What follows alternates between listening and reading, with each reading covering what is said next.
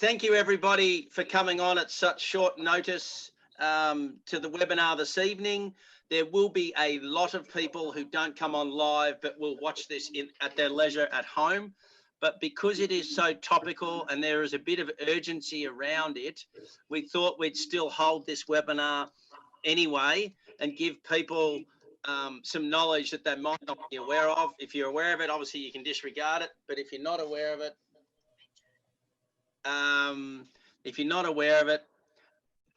then this will have some great content in it. The slides are quite content heavy, but the guys were just saying before that even though it's content heavy on the slides, the explanation of it is not that bad.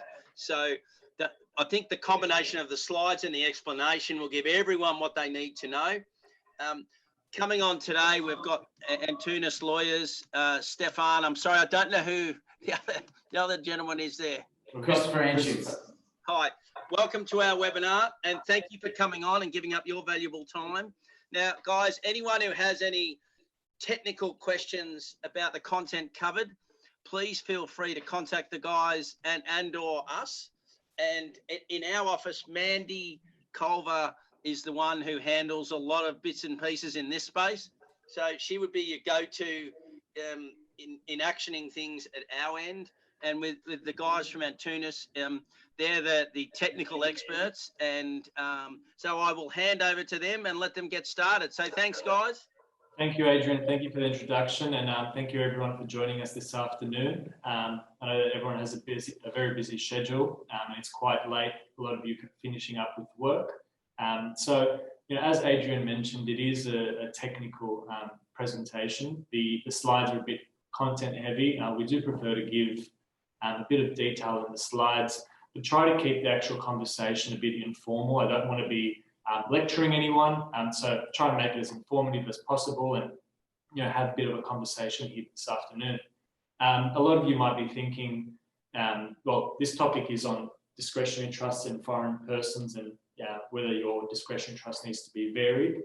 And the reason why we're here is because there were changes to some legislation over the last few years that deals with increases in land tax and transfer duty, which is usually referred to as stamp duty. You might be thinking, well, you're hearing on the news that the government's talking about abolishing stamp duty, or at least putting in progress a plan to reduce that and introduce something else that will implement to enable people to kind of buy property during these difficult times that we're currently in. So just before we continue with the presentation, to introduce us, so Antunes Lawyers was established about in 1986 by Margaret Antunes, and it strives for excellence, and we've been working with Adrian quite a number of years now, and Margaret's had that relationship. We're a full service firm, and we do have a practice in property development and tax, and that's why we're presenting here today. Okay, so like I mentioned a minute ago, governments are talking about removing transfer duty, which is stamp duty. Now, and the sole purpose of that is to make properties more affordable and to increase people being able to get into the market and buy their first home. About in 2016, a lot of our state governments decided that they were going to introduce surcharges on land tax and surcharges on stamp duty. So when you buy a property and if land tax is applicable to your property, that you will pay more land tax than you'd normally pay. And the reason why they did this was a little bit after the global financial crisis and up until about maybe 2018, possibly 19, depending on who you ask. Australia, and particularly the Eastern Seaboard, New South Wales, Victoria and Queensland, and those major cities, even Tasmania as well, they saw a large residential property prices increased significantly over those years, and a lot of people started buying a lot more property and made quite a bit of money from it. But what also happened was we saw a significant increase in foreign investment, particularly from Asia, China, a lot of young students coming to Australia looking to study, or just migrating here because Australia's, I think, was ranked 17th most livable, or Sydney was ranked 17th most livable city in the world. I think Melbourne was somewhere there as well. I keep forgetting who was first. I think there's always that bit of competition. But we're getting a lot of people that are wanting to come and live here, a lot of foreigners. And sometimes you hear that China's producing most millionaires in the world, most billionaires. And what happened was, they came in with deeper pockets, lower interest rates if they're borrowing overseas. And people would often go to auction and be outbid by a foreign investor. So the government finally realised in 2016 that we have a real issue with housing affordability in Sydney, Melbourne, Brisbane, and those key states. But they've introduced legislation across the board, which we'll talk about as well. So one way they thought that they could, ease the pressure on the housing market is to make it a bit more expensive for, I'm going to use the word foreign people to buy property, or at least make it or equal the playing field and make it more expensive for them to buy or more expensive for them to maintain than, for example, me and Christopher or anyone else that's been working and living in Sydney, Melbourne, Victoria, or any other state or city in Australia. And hopefully that would lead to people being able to buy a property, residential property. So what they introduced was, this was focusing on New South Wales. In 2016, they introduced the foreign surcharge land tax and foreign surcharge purchaser duty, which meant that foreign people, foreign companies, and foreign trusts would pay an additional amount of stamp duty when they bought a property. Now, and once they got the property, they paid the additional amount of land tax as well every year. You're probably thinking, well, I'm an individual, I live here, I'm an Australian resident, I don't need to pay any foreign land tax, or if I buy property, I'm not paying additional stamp duty. And well, that's completely fine. This webinar is not about that, it's about trusts. And a little bit about companies as well, and I'll explain why. So the way that the legislation was introduced, it was introduced to really make the government's job a lot easier.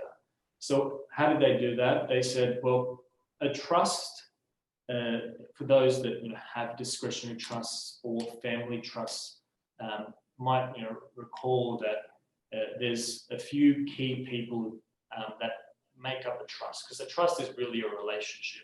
It's a relationship between the person that's called the trustee, that makes the day-to-day decisions, and the beneficiaries, the people that benefit from the assets that are held in the trust by the trustee.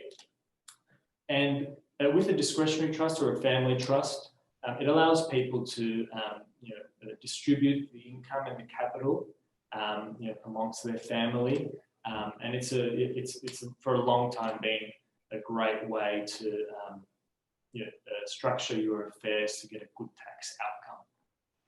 Now, the pitfall of what's been introduced is that the government said, well, okay, because a trustee has the discretion to distribute to the class of people that are listed or described under the terms of the trustee.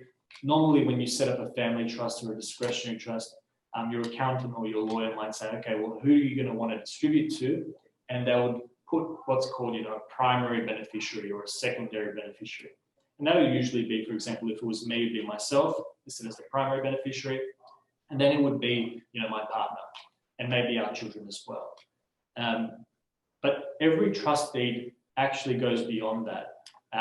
The way that they've been drafted for many years is to allow you to distribute to people that are related to you. It could be your cousin, it could be your auntie, it could be your grandfather, your niece, your nephew. It really kind of allows you to go through that whole bloodline.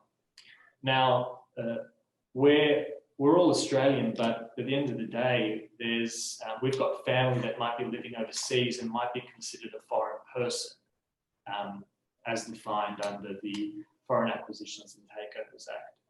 So the changes to the transfer duty or the Stamp Duty Duties Act and the Land Tax Act means that if a trust is able to distribute to a person that is a foreign person, so because the terms of the trust deed are so broad and it enables you to distribute to, you know, a long list of people, even though they're not specified, the fact that you're able to, for the trustee to make that distribution or decide to do that, even though it hasn't done it in the past, means that the trust is considered a foreign trust. So, and this was introduced in 2016. They tried to kind of explain how it's going to work. Then, you know, the revenue authorities issued some guidelines. We've heard that, and people started amending their trusts, right? So we've, Adrian, you'd be aware, we've spoken about this issue for a number of years, and a lot of our clients and a lot of your clients have, you know, made these variations to their trust deeds so that they don't get caught out about this new legislation. And those variations initially were putting in a provision or doing a deed of variation to your trust deed to exclude foreign persons from being able to benefit or receive, you know, a distribution under the trust. And then what happened was some of these revenue authorities started realizing that people were being a bit sneaky. So once they made that amendment to exclude foreign persons from being beneficiaries, that meant the trust wasn't a foreign trust, right? So it wouldn't get the increased land tax every year. And if it bought a residential property, it wouldn't get the increased stamp duty. But people, the revenue authorities realised that, well, you could make that change, show us that change, and then go and change it again, right? You can always vary your trust again to delete the part that says foreign persons, you know, cannot be a beneficiary of this trust. So last year, you know, New South Wales, for example, came out and said, well, okay, that variation actually has to be irrevocable as well. So as you can see on the slide that's in front of us, and I don't expect you all to kind of read through it all, but I might just kind of flag the two key parts that I've just been talking to. So if you look at paragraph 3, it says that a discretionary trust, which is another word for a family trust, is considered to be a foreign person, or a discretionary trust is considered to prevent a foreign person from being a beneficiary of a trust, only if those two things that are listed there are satisfied. So the first thing is, as I mentioned, the terms of the trust must be written in such a way that no potential beneficiary of the trust is a foreign person. And the way that we do that is the deed of variation that we do excludes foreign persons from being a beneficiary, and our amendments capture all states. So regardless of whether you're buying property in New South Wales, Queensland, Victoria, Tassie, South Australia, WA, it captures them all, so you're safe for each state. But then you'll see in paragraph B, it says that your trust actually needs to also say that you're not able to amend that insertion. So when you vary the terms of your trust deed to exclude foreign persons, you also need to say, well, this variation is irrevocable. And kind of that goes to what I mentioned a minute ago about revenue authorities realising that people could go through this little loophole. Okay, so that's on that point there. Now, with land tax, we know that we pay that every year, and there's obviously the surcharge that applies with that as well. But I might just quickly talk about unit trusts as well, because obviously we've talked through discretionary trusts or family trusts and why we need to amend those. But some of you might say, okay, well, what if I have a unit trust? Unit trust is a bit different to a discretionary trust because a unit trust has unit holders. So the beneficiaries are specified. Now, if you have a unit trust that owns residential property and your discretionary trusts don't own residential property, but those discretionary trusts are the unit holders in your unit trust or one of a number of unit holders, then you also need to vary those discretionary trusts. And this is the case even though they don't own residential property, and instead they own units in a unit trust. And the same principle applies for people that have a company that owns residential property. Now, some people still do that, even though the trust is a better vehicle for buying residential property. Some people do have residential investments in companies. Now, if the shareholders of those companies are discretionary trusts or family trusts, then the amendments that I've just talked about need to be made to those discretionary trusts, even though those discretionary trusts or family trusts don't necessarily own the property, but instead own the shares. Does anyone have any questions while we're there? I'm monitoring the Q&A. I don't see anything, but one thing I wanted to ask, and excuse me if I missed this, you guys were talking about residential property. What about commercial property? Yeah, so commercial property isn't covered. Only in, there is in New South Wales, it's not covered. It is covered in Victoria. So Victoria kind of captures all land. All the other states focus on residential land, but there are a few different aspects in Victoria, because Victoria kind of calls this the absentee owners surcharge, and that does apply to all land. Whereas any other state you're looking at in the country, it only applies to residential land. And the reasoning behind that, again, is for what we talked about keeping housing affordable rather than commercial buildings. But on that point, Adrian, I might just talk to what is residential land. You might think, well, a unit or apartment that's someone's living in, or a house, but it also includes a vacant land that's capable, or sorry, a vacant land that's zoned to allow someone to live there. So if a house was built, or a incomplete house. So if you've got a discretionary trust that's done a development, it's got a few, let's say, townhouses that it owns, but it's still in construction, still get caught out. Yep. Okay, cool. Thank you. I don't see any other questions, so we'll keep rolling. Fantastic. Okay.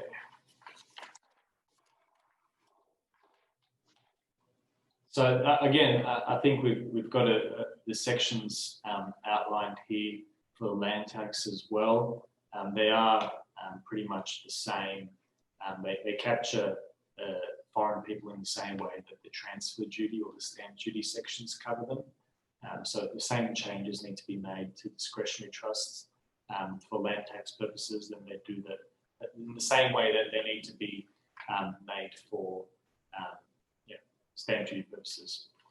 But I might, on that note, I might just make a point that this legislation is retrospective. So it applies from the 2017 year onwards. And we have until the end of the year to make all of these changes. If people have discretionary trust that own residential property, a lot of the revenue authorities have kind of kept giving extensions, but now they've said, well, this is it. 31 December 2020, by midnight, you need to actually lodge with us evidence that your trust has been buried. So these, sure.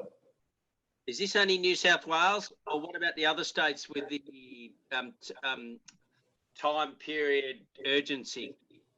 So this is New South Wales at the moment, Adrian. Yeah, that's right. But nowhere else has, as far as you know, I'm just covering the main states that I know most people are going to be affected.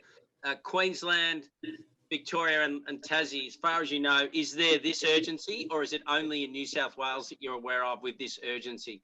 So with this urgency at the moment, it's only New South Wales. Okay, thank you. Very good. So what does that mean? I need to get your trust deeds off to Adrian so that we can review those. And it's only when residential property is owned, or with Victoria, if you've got commercial property, we should also consider that as well. Another point to note is that with the surcharge land tax, so if you're a foreign trust, if you've got a discretionary trust and these changes aren't made to exclude foreign beneficiaries, the trust also, or foreign persons won't get the benefit of the land tax free threshold anyway in the trust, but foreign persons generally won't get it as well. Okay. So one other question. Sorry, guys. If your trust, say if your trust has been set up in Victoria, but you own the property it's in New South Wales, it doesn't matter where the trust is. It's where the property is that matters, doesn't it? Absolutely. So the Duties Act in New South Wales, or any equivalent act, the legislation in Queensland and any other state, it captures duty on land, or land tax on land in that state. So it doesn't matter where your trust has been established, for all intents and purposes, whether if it was established in the Cayman Islands and it owns residential property in New South Wales, and you would be captured, you'd need to make these variations as well. Cool, thank you. Fantastic. Okay. All right. So we've just talked through that.